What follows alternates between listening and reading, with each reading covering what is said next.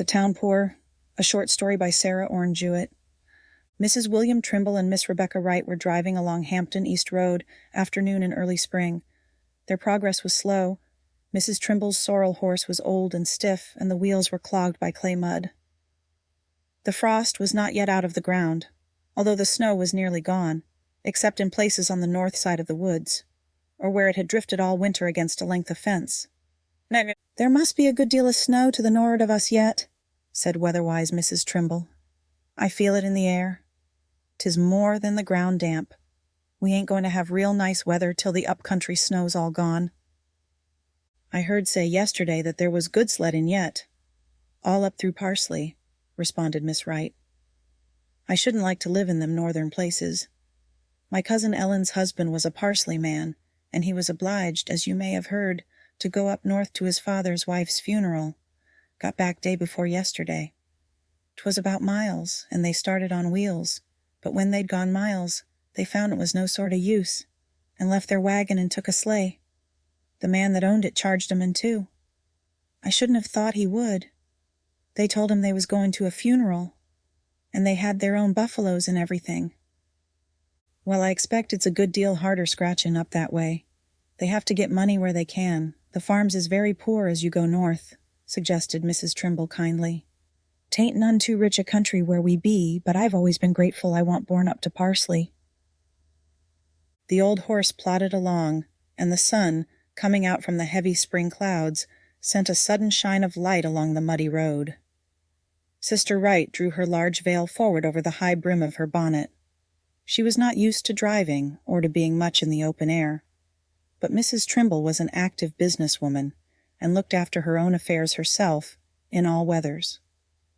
The late Mr. Trimble had left her a good farm, but not much ready money, and it was often said that she was better off in the end than if he had lived. She regretted his loss deeply, however. It was impossible for her to speak of him, even to intimate friends, without emotion, and nobody had ever hinted that this emotion was insincere. She was most warm-hearted and generous, and in her limited way played the part of Lady Bountiful in the town of Hampton. "Why, there's where the Bray girls lives, ain't it?" she exclaimed, as beyond a thicket of witch hazel and scrub oak, they came in sight of a weather-beaten, solitary farmhouse. The barn was too far away for thrift or comfort, and they could see long lines of light between the shrunken boards as they came nearer. The fields looked both stony and sodden. Somehow, even Parsley itself could be hardly more forlorn. "Yes'm," said Miss Wright. "That's where they live now, poor things. I know the place, though I ain't been up here for years. You don't suppose, Miss Trimble, I ain't seen the girls out to meetin' all winter? I've really been covetin'?" "Why, yes, Rebecca, of course we could stop," answered Mrs. Trimble heartily. "The exercises was over earlier 'n I expected, and you're going to remain overnight long o' me, you know. There won't be no tea till we get there, so we can't be late. I'm in the habit of sending a basket to the Bray girls when any o' our folks is comin' this way, but I ain't been to see 'em since they moved up here. Why, it must be a good deal over a year ago. I know it was in the late winter they had to make the move. 'Twas cruel hard, I must say, and if I hadn't been down with my pleurisy fever I'd have stirred round and done something about it. There was a good deal of sickness at the time, and, well, 'twas kind of rushed through, breaking of 'em up, and lots of folks blamed the selectmen. But when 'twas done, and nobody took holt to undo it. Ann and Mandy looked same's ever when they come to meetin', long in the summer. Kind of wishful, perhaps. They've always sent me word they was gettin' on pretty comfortable." "That would be their way," said Rebecca Wright. "They never was any hand to complain, though Mandy's less cheerful than Ann. If Mandy'd been spared such poor eyesight, and Ann hadn't got her lame wrist that wa'n't set right, they'd kep off the town fast enough. They both shed tears when they talked to me about having to break up, when I went to see 'em before I went over to Brother Asa's. You see, we was brought up neighbors, and we went to school together, the Brays and me. 'Twas a special providence brought us home this road. I've been so covetin' a chance to get to see 'em. My lameness hampers me." "I'm glad we come this way, myself," said Mrs. Trimble. "I'd like to see just how they fare," Miss Rebecca Wright continued. They give their consent to going on the town because they knew they'd got to be dependent, and so they felt it would come easier for all than for a few to help 'em. They acted real dignified and right-minded, contrary to what most do in such cases. But they was dreadful anxious to see who would bid 'em off, town meeting day. They did so hope it would be somebody right in the village. I just sat down and cried good when I found Abel Janes's folks had got hold of 'em. They always had the name of being slack and poor-spirited, and they did it just for what they got out of the town. The selectmen this last year ain't what we have had. I hope they've been considerate about the Bray girls. I should have been more considerate about fetching of you over, apologized Mrs. Trimble. I've got my horse, and you're lame-footed. 'Tis too far for you to come, but time does slip away with busy folks, and I forget a good deal I ought to remember. There's nobody more considerate than you be, protested Miss Rebecca Wright. Mrs. Trimble made no answer, but took out her whip and gently touched the sorrel horse, who walked considerably faster, but did not think it worth while to trot. It was a long, roundabout way to the house, farther down the road, and up a lane. I never had any opinion of the Bray girl's father leaving 'em as he did, said Mrs. Trimble. He was much praised in his time, though there was always some said his early life hadn't been up to the mark, explained her companion. He was a great favorite of our then preacher, the Reverend Daniel Longbrother. They did a good deal for the parish, but they did it their own way. Deacon Bray was one that did his part in the repairs without urging. You know it was in his time the first repairs was made, when they got out the old soundin' board and them handsome square pews. It cost an awful sight of money, too. They hadn't done paying up that debt when they set to alter it again and get the walls frescoed. My grandmother was one that always spoke her mind right out, and she was dreadful opposed to breaking up the square pews where she'd always set. They was countin' up what it would cost in parish meetin', and she riz right up and said it wouldn't cost nothin' to let 'em stay, and there wa'n't a house carpenter left in the parish that could do such nice work, and time would come when the great-grandchildren would give their eye-teeth to have the old meetin' house look just as it did then. But haul the inside to pieces they would and did. There come to be a real fight over it, didn't there? Agreed Mrs. Trimble soothingly. Well, 'twa'n't good taste. I remember the old house well. I come here as a child to visit a cousin of mother's, and Mr. Trimble's folks was neighbors, and we was drawed to each other then, youngs we was. Mr. Trimble spoke of it many's the time. That first time he ever see me, in a leghorn hat with a feather, 'twas one that mother had and pressed over. When I think of them old sermons that used to be preached in that old meetin' house of all, I'm glad it's altered over, so's not to remind folks, said Miss Rebecca Wright after a suitable pause. Them old brimstone discourses, you know, Miss Trimble. Preachers is far more reasonable nowadays. Why, I set and thought, last Sabbath as I listened, that if old Mr. Longbrother and Deacon Bray could hear the difference, they'd crack the ground over 'em like pole beans and come right up longside their headstones.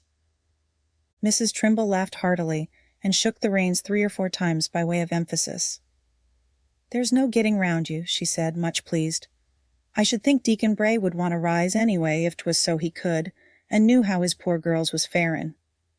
A man ought to provide for his folks he's got to leave behind him, 'specially if they're women. To be sure they had their little home, but we've seen how, with all their industrious ways, they hadn't means to keep it. I suppose he thought he'd got time enough to lay by when he gives so generous in collections. But he didn't lay by, and there they be. He might have took lessons from the squirrels. Even them little wild creatures makes them their winter hoards, and men folks ought to know enough if squirrels does. Be just before you are generous. That's what was always set for the B's in the copybooks, when I was to school, and it often runs through my mind. As for man, his days are as grass. That was for A. The two go well together, added Miss Rebecca Wright soberly. My good gracious, ain't this a starved-looking place? It makes me ache to think them nice Bray girls has to brook it here. The sorrel horse, though somewhat puzzled by an unexpected deviation from his homeward way, willingly came to a stand by the gnawed corner of the dooryard fence, which evidently served as hitching place.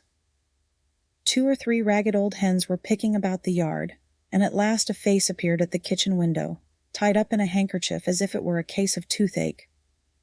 By the time our friends reached the side door next this window, Mrs. Janes came disconsolately to open it for them, shutting it again as soon as possible, though the air felt more chilly inside the house. "Take seats," said Mrs. Janes briefly. "You'll have to see me just as I be. I have been suffering these days with the ague, and everything to do. Mr. Janes is to court, on the jury. 'Twas inconvenient to spare him. I should be pleased to have you lay off your things." Comfortable Mrs. Trimble looked about the cheerless kitchen, and could not think of anything to say, so she smiled blandly and shook her head in answer to the invitation. "We'll just set a few minutes with you, to pass the time o' day, and then we must go in and have a word with the Miss Brays. Be an old acquaintance. It ain't been so we could get to call on 'em before. I don't know's you're acquainted with Miss Rebecca Wright. She's been out of town a good deal." "I heard she was stopping over to Plainfields with her brother's folks," replied Mrs. Janes, rocking herself with irregular motion as she sat close to the stove. "Got back some time in the fall, I believe?" "Yes'm," said Miss Rebecca, with an undue sense of guilt and conviction. "We've been to the installation over to the East Parish, and thought we'd stop in. We took this road home to see if 'twas any better. How is the Miss Brays gettin' on?" "They're well's common," answered Mrs. Janes grudgingly. "I was put out with Mr. Janes for fetchin' of 'em here, with all I've got to do, and I own I was kind o' surly to 'em 'long to the first of it. He gets the money from the town, and it helps him out, but he bid 'em off for $1 a month, and we can't do much for 'em at no such price as that. I went and dealt with the selectmen and made 'em promise to find their firewood and some other things extra. They was glad to get rid of the matter the 4th time I went, and would have promised most anything. But Mr. Janes don't keep me half the time in Ovenwood. He's off so much, and we was cramped a room anyway.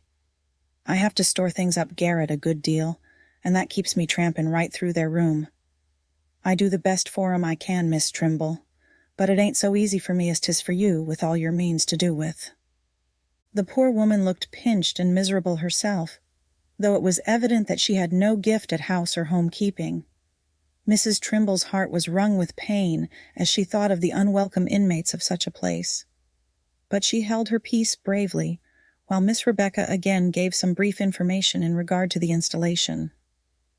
"You go right up them back stairs," the hostess directed at last. "I'm glad some of you church folks has seen fit to come and visit 'em. There ain't been nobody here this long spell, and they've aged a sight since they come. They always send down a taste out of your baskets, Miss Trimble, and I relish it, I tell you. I'll shut the door after you if you don't object. I feel every draught of cold air." "I've always heard she was a great hand to make a poor mouth. Wa'n't she from somewheres up Parsley way?" whispered Miss Rebecca, as they stumbled in the half-light. "Poor meechin' body, wherever she come from," replied Mrs. Trimble as she knocked at the door. There was silence for a moment after this unusual sound. Then one of the Bray sisters opened the door. The eager guest stared into a small, low room, brown with age, and gray too, as if former dust and cobwebs could not be made wholly to disappear. The 2 elderly women who stood there looked like captives. Their withered faces wore a look of apprehension, and the room itself was more bare and plain than was fitting to their evident refinement of character and self-respect. There was an uncovered small table in the middle of the floor, with some crackers on a plate, and for some reason or other, this added a great deal to the general desolation. But Miss Anne Bray, the elder sister who carried her right arm in a sling, with piteously drooping fingers, gazed at the visitors with radiant joy. She had not seen them arrive. The window gave only the view at the back of the house across the fields, and their coming was indeed a surprise. The next minute she was laughing and crying together. "Oh, sister," she said, "if here ain't our dear Miss Trimble. And my heart o' goodness, 'tis a Becca Wright too. What dear good creatures you be. I felt all day as if something good was going to happen, and was just saying to myself it was most sundown now, but I wouldn't let on to Mandany I'd give up hope quite yet. You see, the scissors stuck in the floor this very morning, and it's always a reliable sign. There, I've got to kiss you both again." "I don't know where we can all set," lamented Sister Mandana. "There ain't but the chair and the bed, t'other chair's too rickety, and we've been promised another these days. But first they've forgot it, and next Miss Janes can't spare it. One excuse and another. "I'm going to get a stump of wood and nail a board onto it when I can get outdoor again," said Mandana in a plaintive voice. "There, I ain't going to complain of nothing, now you've come," she added. And the guests sat down, Mrs. Trimble, as was proper, in the chair. "We've sat on the bed many's the time with you, Becca, and talked over our girl nonsense, ain't we? You know where it was? In the little back bedroom we had when we was girls, and used to peek out at our beau through the strings of morning glories," laughed Anne Bray delightedly, her thin face shining more and more with joy. "I brought some of them morning glory seeds along when we come away. We'd raised 'em so many years, and we got 'em started all right, but the hens found 'em out. I declare I chased them poor hens, foolish as 'twas, but the morning glories I'd counted on a sight to remind me of home. You see, our debts was so large after my long sickness and all, that we didn't feel 'twas right to keep back anything we could help from the auction." It was impossible for anyone to speak for a moment or two. The sisters felt their own uprooted condition afresh, and their guests for the first time really comprehended the piteous contrast between that neat little village house, which now seemed a palace of comfort, and this cold, unpainted upper room in the remote Jane's farmhouse. It was an unwelcome thought to Mrs. Trimble that the well-to-do town of Hampton could provide no better for its poor than this, and her round face flushed with resentment and the shame of personal responsibility. "The girls shall be well settled in the village before another winter, if I pay their board myself." She made an inward resolution, and took another almost tearful look at the broken stove, the miserable bed, and the sisters' one hair-covered trunk on which Mandana was sitting. But the poor place was filled with a golden spirit of hospitality. Rebecca was again discoursing eloquently of the installation. It was so much easier to speak of general subjects, and the sisters had evidently been longing to hear some news. Since the late summer they had not been to church, and presently Mrs. Trimble asked the reason.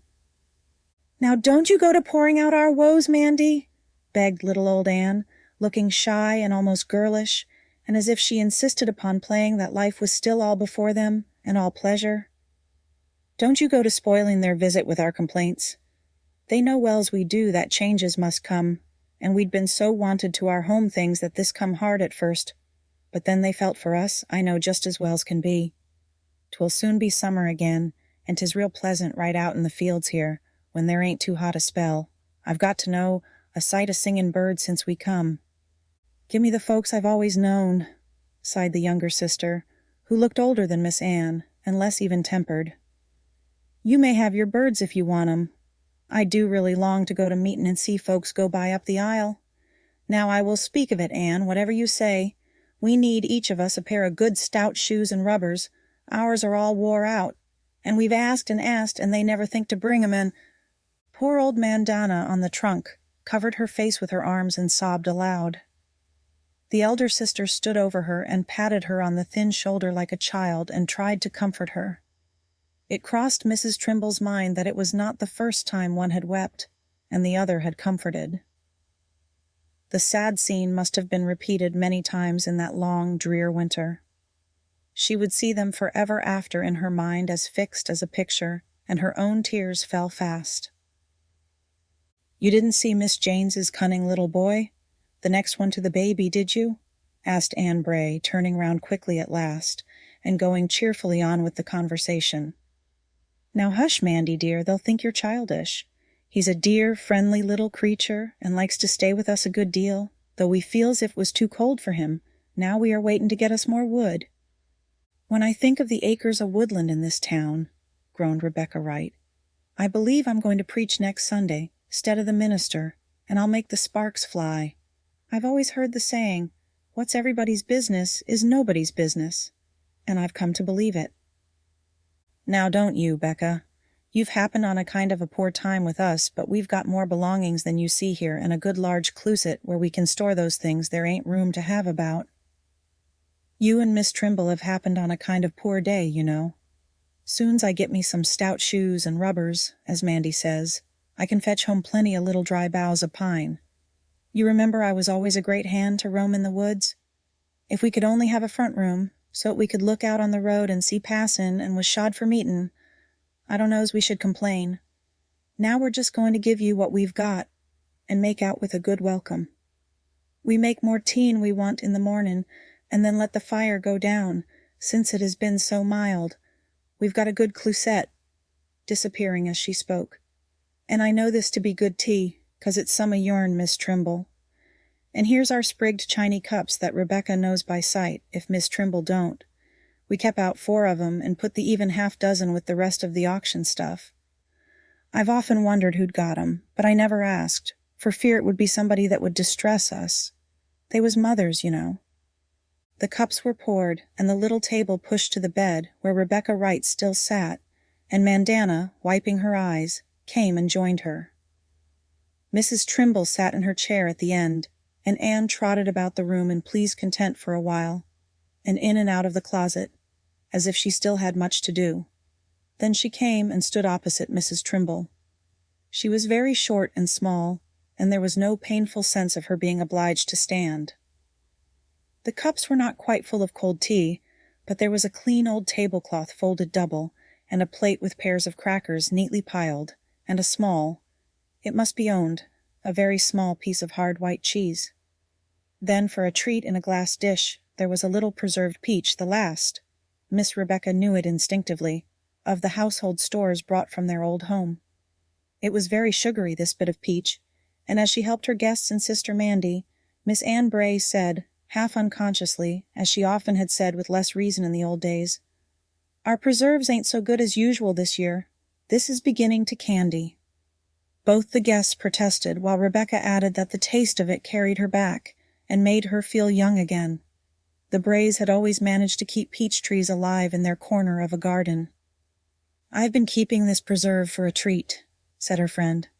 "I'm glad to have you eat some, Becca. Last summer I often wished you was home and could come and see us, 'stead of being away off to Plainfields." The crackers did not taste too dry. Miss Anne took the last of the peach on her own cracker.